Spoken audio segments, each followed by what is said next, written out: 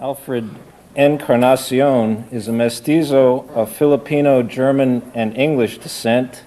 His chapbook is entitled At Winter's End. His poems have appeared in The Open Boat, Poems from Asian America, Indiana Review, and Oklahoma Review. Would you welcome, please, Alfred Encarnacion.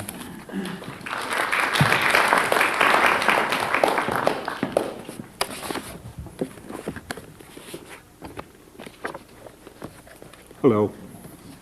Sorry I was late. Okay. I usually get lost in these big auditoriums, but I'll try to be focused here. The poems I'll read all will focus on a historical figure named Carlos Bulasan. The first two poems are monologues. The first one is Bulasan listens to a recording of Robert Johnson. You sing a hard blues, black man. You too have been driven, a tumbleweed in strong wind. I close my eyes, your voice rolls out of the delta, sliding over flashy chords that clang like railroad tracks. Gotta keep moving, gotta keep moving. Blues falling down like hail. One summer I worked the washlie section of a cannery up north, scrubbed schools of headless fish, breathed ammonia fumes so fierce I almost floated off like the arm of a friend, chopped clean at the elbow by a cutter's machine. Gotta keep moving, hellhound on my trail. We are the blue men, Kabayan, our pockets empty of promise. Mississippi, California, bad luck conspires against us. Cheap wine stings in our veins. We reel drunk and bitter under a white legal sun. Robert Johnson, Carlos Bulasan, our names so different, our song the same. Bulasan was shanghaied the first week he arrived in America as a naive 19-year-old and was sent to the cannery, salmon canneries up in Alaska. He worked there all of his first summer, returned to Seattle, and saw how the Pinoys, he and the other Pinoys were exploited by the gambling establishments that the city allowed to function there. So this next poem deals with that. It's Bulasan, Seattle, Autumn 1933.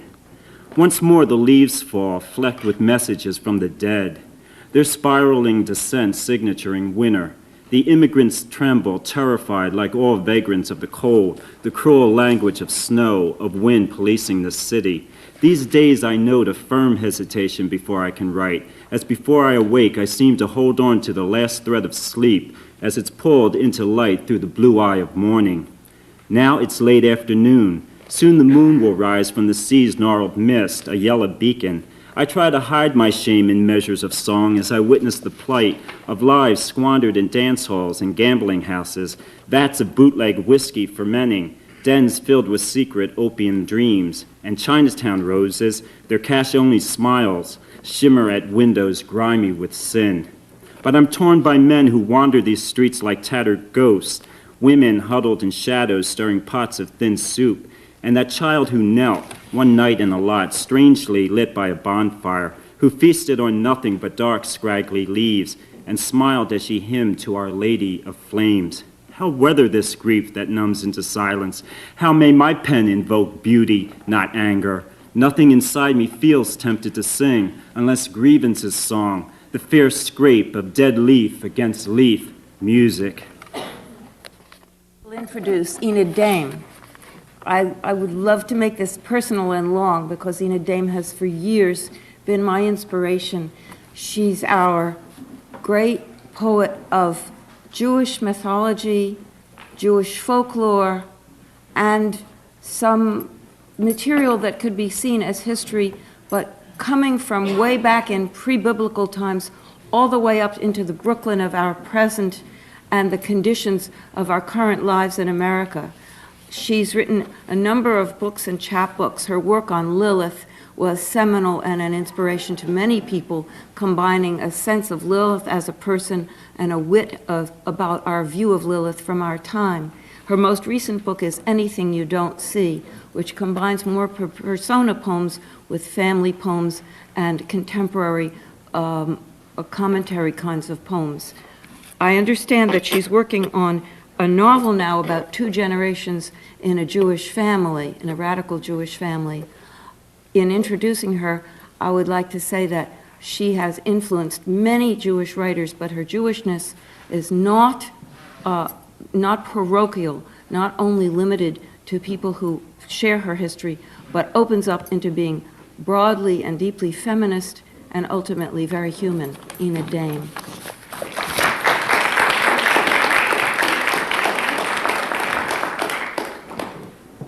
Oh, thank you, Madeline. I hope I can live up to that beautiful introduction. This is On the Road to Damascus, Maryland. And there really is a Damascus, Maryland. It exists. On the road to Damascus, Maryland, between the trailer camps and rose bushes, I had a vision in the back seat of my parents' car. Once again, it was happening. I felt myself turning into someone else. I wasn't sure who yet. My parents were worried. Next week, I'd be 35. That was a long time ago. And I still didn't seem to know who I was. At other times, I'd already been a New York Jew, a radical teacher, an ethical culturist, a barefoot bread baker, a nice girl in knee socks. I was relieved when they changed the subject to where we'd eat lunch in Damascus. I sat in the back seat dreamily making a list of new names. This is the Seder. This is the Seder. As many of you know, Jewish people celebrate their exodus from Egypt and slavery every spring in a ritual whose name, Seder, means order, and things have to be followed in a certain order. This is a very unusual Seder that I attended, however. This is the Seder. This is a strange Seder. Some of us are Irish, Italian, French Canadian. One is Chinese from the mainland. Most of us are Jews. There are at least 3 types of socialists here. We have to keep the Bundists separate from the communists, who still maintain that Uncle Joe had a bad press. The anarchist glowers. He won't drink to the health of Israel or any other state. We sing Dayenu, Go Down Moses, and Solidarity Forever. The host person has designed a non-sexist Haggadah, stressing the universals. She's forgotten the hard-boiled eggs. But it doesn't matter. We've got horseradish, apples, and honey, warm, sticky wine. We fill up the glasses 4 times, set aside a cup for Elijah. The ritual flows around us. We start to connect. But I think of my secular relatives. They'd shake their heads, call us nostalgic, warming our hands above an unnecessary fire. My Orthodox relatives would be disgusted at our heresies, our bad pronunciations. They'd get up and leave. It's time for Elijah. Apprehensive, I open the door. He's come so far, been to so many holy, official places. What will he think of our oddly assorted communion? He wanders in smiling, empties his wine cup, calls me aside. Don't worry, my daughter, don't worry. You see, we keep on, we keep going on. My name is Candace Pryor, and I'm going to introduce Jose Volonga. Jose Angel Volonga Sr. was born in New York and is of Puerto Rican descent. He is a photographer and a poet. His poetry has appeared in Timas, Footwork, and the Mill Street Forward. He is also the editor of the Spanish literary magazine Horizontes. Jose Volonga. I'm looking around, but I'm looking around for Maria. She's usually my focal point. I'm going to read this poem. It's in Unsettling America. And it came out of a poem that Maria Gillen wrote. It was, her poem was called School Number 18. When I read her poem, it reminded me of some things I went through while I was going through school. And The poem is called The Good Old USA. Here in the good old USA, where being Puerto Rican is taboo, where the language passed on by generation is a curse, where our culture is a prison term given for life, where I am a prisoner with no right to my own identity, I wonder how America welcomes us all. In 1974, I was 17, living in Patterson. I met my first white girlfriend. Her father cursed me for being Puerto Rican. He said, "He is a nigger, and I will lock him up if you continue to see him." She was not as brave as the love we thought we had. This was my first lesson in Racism 101. During my first 2 years of college, one of my teachers said, "You won't make it here. You're just another spick who will amount to nothing." Other teachers did not say it, but I could hear the words anyway. "You cannot be educated. Why stay in school? Niggas like you will never learn their place." So I tried to change my accent, to hide my Puerto Rican culture, and change my name from Jose to Joseph. I even straightened my hair with classic curls so that I could be accepted by white America. It did not matter. I was still a young brown boy with nappy hair. I could not hide my Puerto Rican heritage, passed on to me by generations. This was my second lesson in being educated in white America. Today I am no longer ashamed. I am proud of being Afro-Puerto Rican. I am proud of my heritage, my language, my Brillo hair, and my name.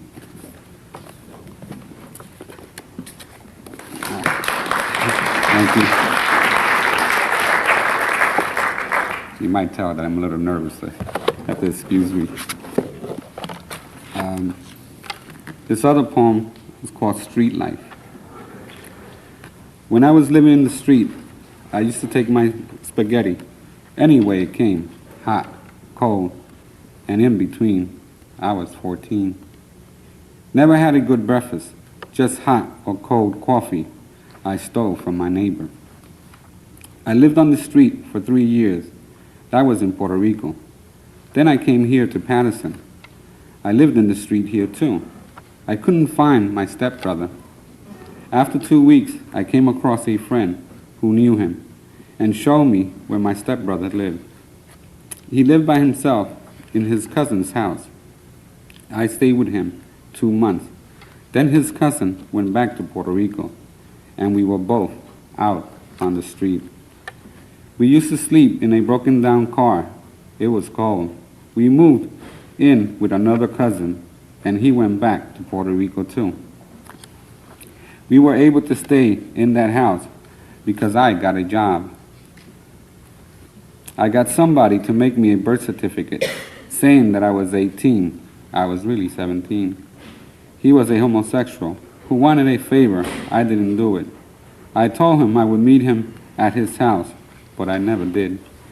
My stepbrother was 21 and was too lazy to work, so I did. I paid the rent and bought the food. We also stole food. I wasn't making enough.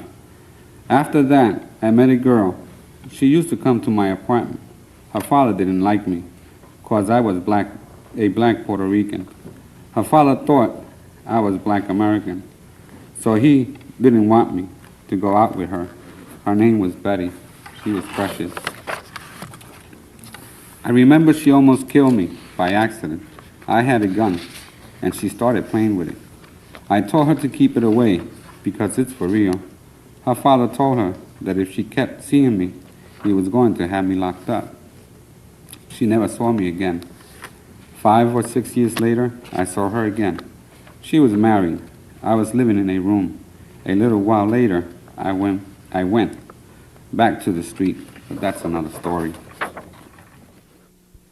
Good afternoon. I'm Phyllis Capello. I'm here to introduce Deborah Kang Dean, a third-generation American of Korean and Okinawan ancestry who grew up in Honolulu, Hawaii. Her poems, first published in the Greenfield Review and Tar River Poetry, have since appeared in Plowshares, Cutbank, and other magazines. Her essay, Telling Differences, has appeared in the summer 1993 issue of the New England Review, and it will be reprinted in Under Western Eyes, an anthology which is forthcoming in August of 1995.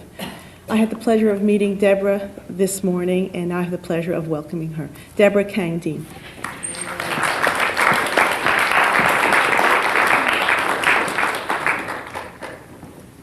Thank you. I'm going to read 4 poems, the last of which is included in the anthology. This first poem is a fairly new poem I wrote for my son David, who turned 18 in August. And it's called The Weep Line. I believe that this is a poem about the relationship between suffering and growth, but I'm not sure yet. It's fairly new. The Weep Line. Under the trees we paced and drove Job's spikes along the weep line. Working clear of roots, I held the spikes while you hammered. I kept looking up at the trees because until rain falls heavy and steady, we must imagine it.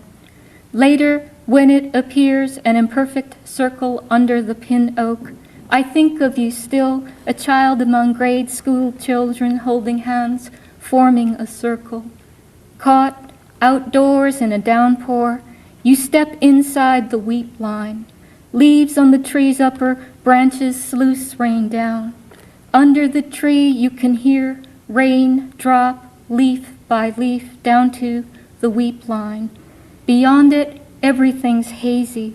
I know you think life's like that. There, under the tallest tree, here where often lightning strikes close by, you know by now life's currency, and if you're the man I think you are, you'll also imagine the spikes now unseen feeding the tree.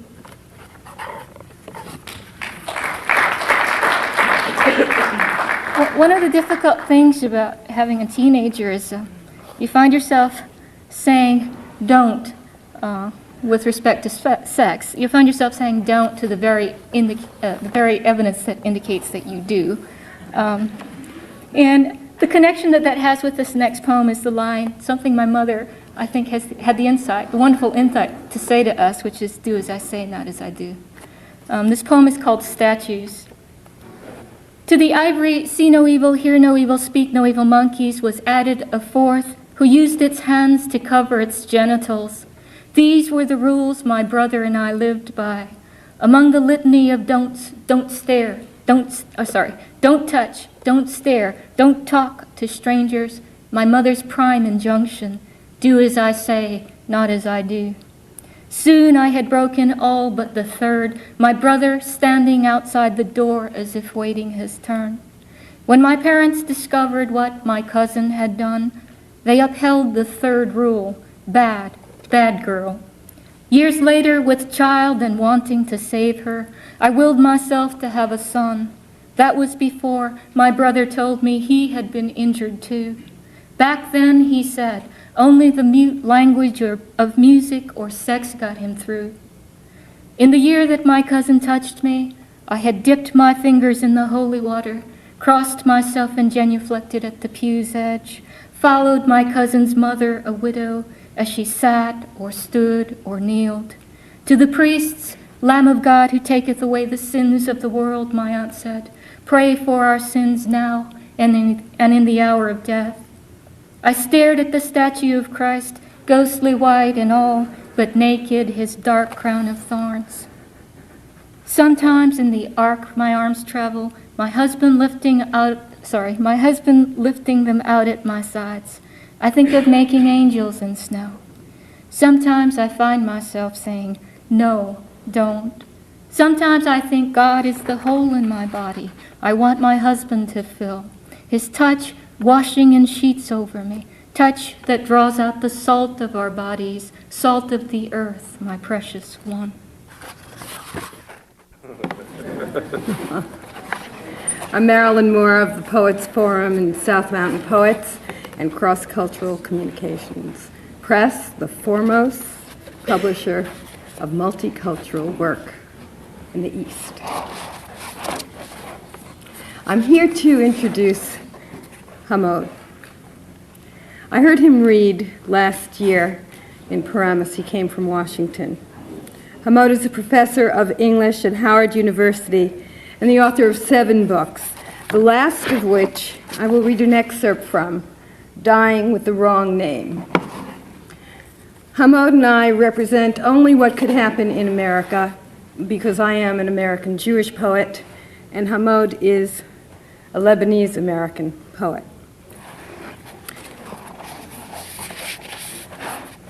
I read from a segment of a poem called Moving, and it represents for me what is happening here, our being together, all our cultures.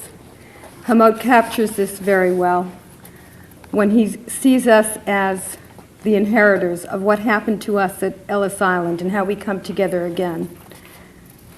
Yusuf, the funny-sounding repetition of a foreign name, but you must understand, each Lebanese, as well as the others, lost their names at Ellis Island, ending up with names the same at first and last. Yusuf, the former owner of the Liberty Bakery in Walsenburg, Colorado. Hamod. Thank you very much. I want to thank first all of you who are here today for coming. I know that I and all others who have read and others who will read appreciate your being here because it's a beautiful sunny day outside, as well as Maria Galan, Marilyn Moore, and all of my friends who are here, as well as the rest of you who are now my friends. When I drove in today, I passed the King of Shish Kebab on Main Street, and I should have brought that Arab band that was playing out in the street with me so as to deal with this Italian imposter over here. It's Christopher Columbus. But I enjoyed the music and the poetry very much. It was, and I agree with Marilyn, it's very hard to read after a performance like that. It's very good. So I'll give you a poem I wasn't going to read, but I'll read it. It's not in the book, but it fits some of those Christopher Columbus things that went on. It's called The Fight. And this poem is dedicated to Simon Ortiz, a friend of ours who's not going to be here because of illness. But Simon loved this poem. And he said, when I came to the conference, would I read it? So it's for you and for Simon, called The Fight. A Hajj is a Muslim who went to Mecca for the pilgrimage. My grandfather, Hajj Abbas Habhab, one late afternoon wrapped a chair around the neck of one hillbilly named Jean, closed another round Fred from Knoxville, and had Nick the Hungarian in a headlock. All this after they jumped him in the kitchen of my old man's hotel, 3rd and Jefferson, 1950, Christmas Day. They were all drunk, except my grandfather, the Hajj Abbas, who never drank, but loved to shovel coal and to fight.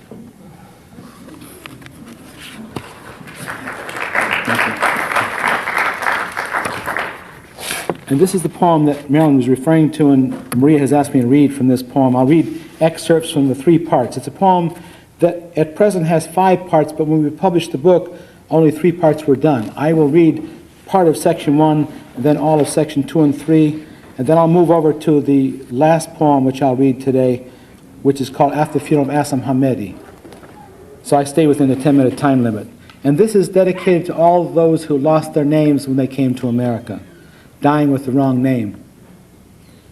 These men died with the wrong names. Naim Jazini from the beautiful valley of Jazin died his nephew Sam.